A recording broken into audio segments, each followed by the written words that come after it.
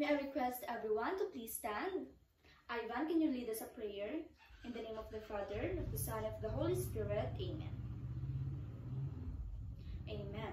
In the name of the Father, and of the Son, and of the Holy Spirit. Amen. Good morning, class. Okay, good morning. Now, are you ready to learn today? Okay, very good. Now, you may now take your seats. But before that, let me check your attendance first. Who's absent? Okay, very good. Walang absent. Now, class, I have prepared some classroom rules. So, for our classroom rules, Chantal, can you read? Okay, thank you, Chantal. Now, for our classroom rules, we have be respectful, engage actively, raise your hand, never give up, and always be honest. Are we clear with that rules? Naintindihan ba? Okay, very good. Now, who can tell me what was our last discussion last meeting? Okay, Jubilin? Okay, very good. Thank you, Jubilin. For our last topic last meeting was all about locomotor movement. So class, I prepared here some pictures. Now for our pictures, ano sa tingin nyo ang ginagawa ng bata na ito? Okay, very good, stretching. What about this one? Okay, very good, turning. And for our last, very good, bending. May idea ba kayo kung anong topic natin ngayon? But before that, let's have our first activity. So may I request everyone to please stand? Find your place. Now for our first activity, we have move without moving game. So are you familiar with this game? So ang laro na ito ay kapag nag-play ako ng music, all you do is to bend, stretch, or turn. Naintindihan ba, class?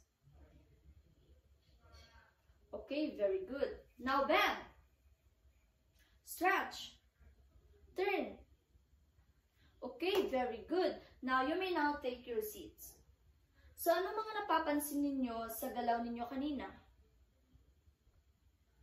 Okay, thank you. Now, did you move from one place to another? Very good, hindi. Now, ano nafe-feel ninyo while doing that activity? Okay, very good, class. Thank you. Now, let's proceed to our objectives. So, for our objectives, we have, at the end of the lesson, the students should be able to identify the difference between basic non-locomotor movements such as bending, stretching, twisting, turning, swaying, pushing, and pulling. Show appreciation for non-locomotor movements by participating actively, following instructions, and valuing the importance of movements in physical activities. Execute fundamental non-locomotor movements with accuracy, balance, and coordination during group exercises. So, may idea na ba kayo kung ano ang topic natin ngayon?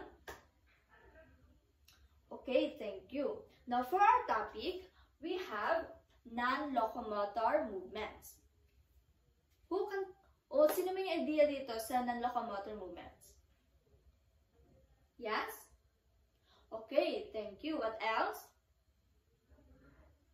Okay, very good. Thank you. Now, for our non-locomotor movements, are movements that are done in one place. They do not cause you to move from one location to another. So, kapag sinabi nating non-locomotor movements, ay gagalaw kayo mismo sa kinatatayuan ninyo. Hindi nyo kailangan maglipat ng pwesto para sa movement ninyo.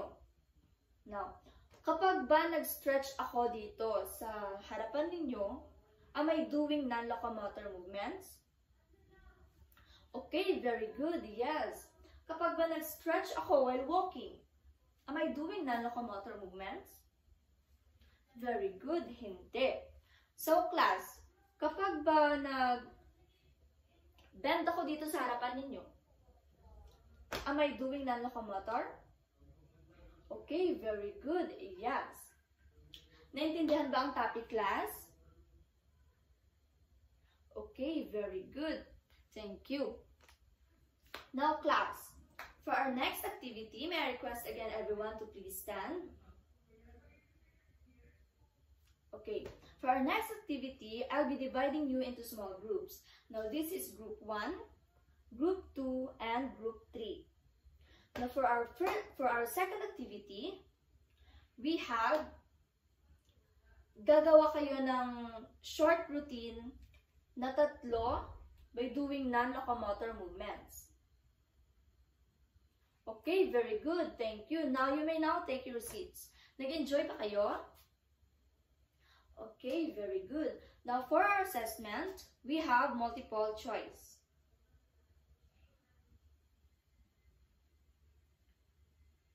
Okay, pass your papers forward. 1, 2, 3. Okay, lahat na ng papel nandito na? Okay. Let's check your papers. Number 1, answer letter A. Who got the correct answer? Number 2, B. Number 3, A. Number 4, B. And number 5, B. So who's got perfect? Okay, very good. Perfect. Now, class, for our assignment, we have, when do you use non-locomotor movements daily? Pasa yan bukas, ha? Okay, thank you. Naintindihan ba ang topic natin ngayon? Any questions? Clarifications? Okay, wala. Good day, everyone.